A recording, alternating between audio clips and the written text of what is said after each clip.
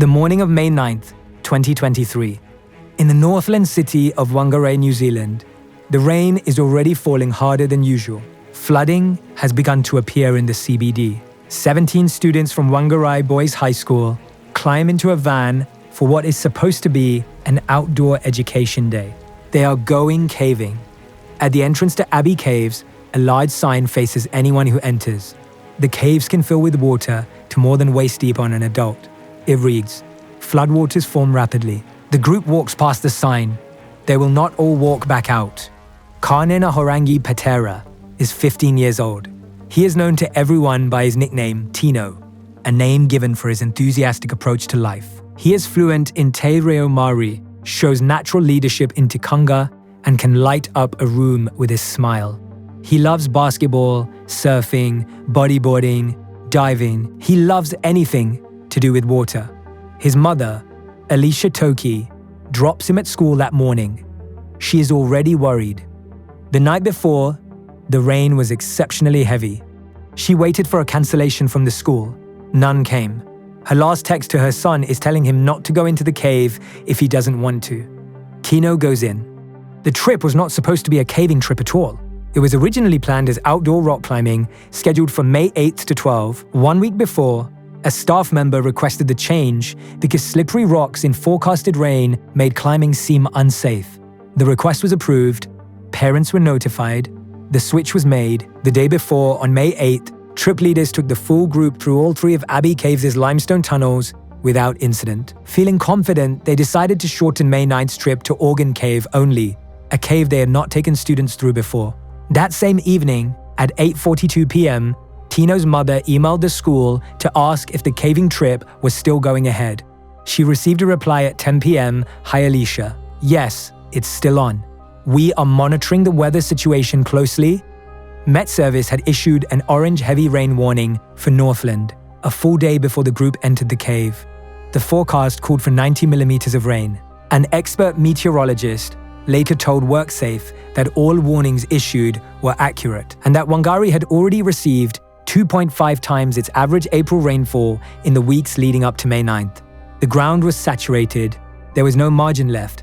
On the morning of the trip, the teacher in charge reviewed the rain radar. He looked north toward Kaitaia, saw rain bands moving south, and judged that significant rain would arrive later in the afternoon.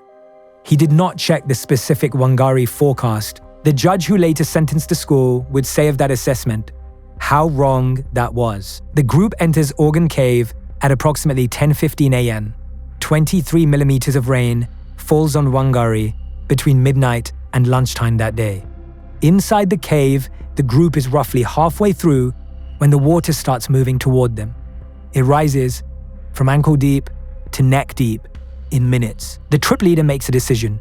It is too dangerous to wait in the upper passage. He has no way of communicating with the outside, no way of knowing when the water might subside. He decides the group should try to float back out with the current. They get into the water. It is faster and deeper than anyone expected. What happens next is chaos. The current drags the group through the cave at speed. Gumboots and overalls fill with water. Students are pulled under. They link arms. They are torn apart. One adult recognizes a sieve forming ahead, a place where the rushing water narrows through rock with enough force to pin a person below the surface. He places his own body directly in front of it. Another adult is seen fully submerged for long stretches, pushing students up above his own head, one at a time, until they can grab rock and pull themselves clear. He pulls 5 boys from beneath a ledge before the water rises above his own face. Students who reach the left side of a large boulder near the entrance get out. Students swept to the right side struggle against the sieve. One student on the right-hand side looks down and sees Tino. His foot is caught between rocks. He is being pulled under. The 2 first students to exit the cave run. There is no phone in the gear left at the entrance. They sprint to the nearest property they can find. A concreter working there calls 111 at 10:35 a.m. Back at the school, Alicia Toki calls 3 times in 30 minutes. She is told the trip is fine, that everything is under control. On her 3rd call, she hears something different in the receptionist's voice. "I know it's flooded in there. she says. They're trapped, aren't they? The administrator tells her the principal has instructed she's not to be given any information. Messages begin coming through from other parents. Children are trapped, it is on the news. Alicia Toki learns what is happening to her son from a news alert before the school tells her. 16 students make it out. They are bruised, cut, and shaking. Several say they thought they were going to drown. Several say more of them would have died without the adults in the water. Search and rescue teams reach the cave entrance but cannot go in. The water is still too high. They wait outside in the rain. Tino's father, Andre Patera, arrives at the scene. He collapses and vomits. He is put in a wheelchair. At some point that afternoon, an ambulance takes him to hospital. At 7 p.m., the water inside the cave drops enough for rescuers to enter. Kanan Ahorangi Patera is found. His body is recovered. At 9 p.m., he is 15 years old. The school's own risk assessment for the caving trip stated clearly that the trip should be postponed in the event of a heavy rain warning. There was a heavy rain warning.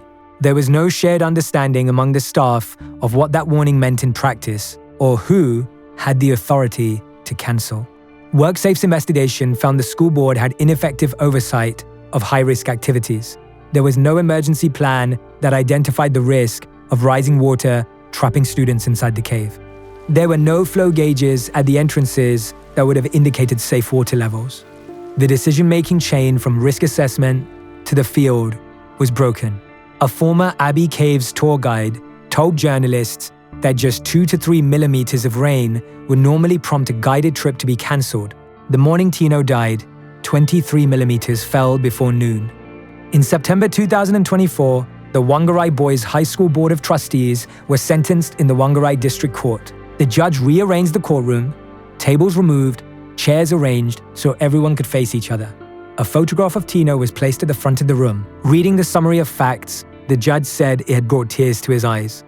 "This is hard stuff for any person to hear," he told the court. The board was ordered to pay more than $500,000 in reparations to the Patera family and the other survivors. The fine of $300,000 was remitted, partly because the school could not afford it, and partly to protect the education of the boys who survived and were still enrolled. The boys who survived still go to school there.